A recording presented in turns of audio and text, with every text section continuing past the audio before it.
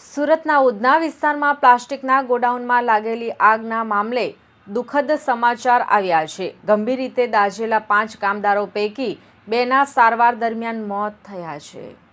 ઉધના વિસ્તારમાં આવેલા પ્લાસ્ટિકના કારખાનામાં અચાનક આગ ભભૂકી ઉઠી હતી। પ્લાસ્ટિકના દાણા બનાવતી ફેક્ટરીના સ્ક્રેપ ગોડાઉનમાં આગ લાગતા જોરદાર બ્લાસ્ટ થયો હતો, જેના કારણે ત્યાં કામ કરતા 5 કામદારો ગંભીર રીતે દાઝી ગયા હતા। ઘટનાની જાણ થતાં ફાયર વિભાગે તાત્કાલિક આગ પર કાબૂ મેળવ્યો હતો અને દાઝેલા તમામ કામદારોને પહેલા નવી હોસ્પિટલ અને ત્યારબાદ વધુ સારવાર માટે ખાનગી હોસ્પિટલમાં ખસેડવામાં આવ્યા હતા, જ્યાં સારવાર દરમિયાન 2 કામદારોના મોત નિપજ્યા છે, જ્યારે અન્ય 3ની સારવાર હજી ચાલુ છે।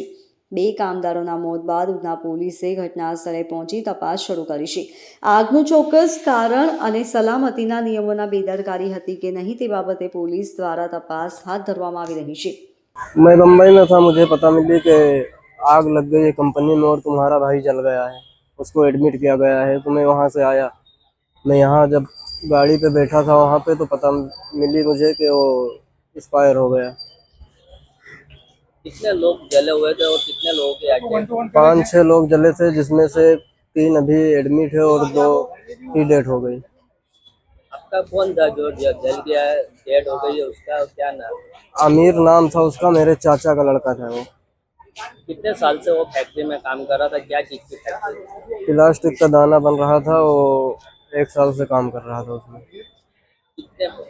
कितने बच्चे हैं और क्या मांग है आपकी? 2 बच्चे हैं उसके, बीबी है, और मांग हमारी ये है कि उसके बच्चों को देखें और उसकी बीवी को देखें बस।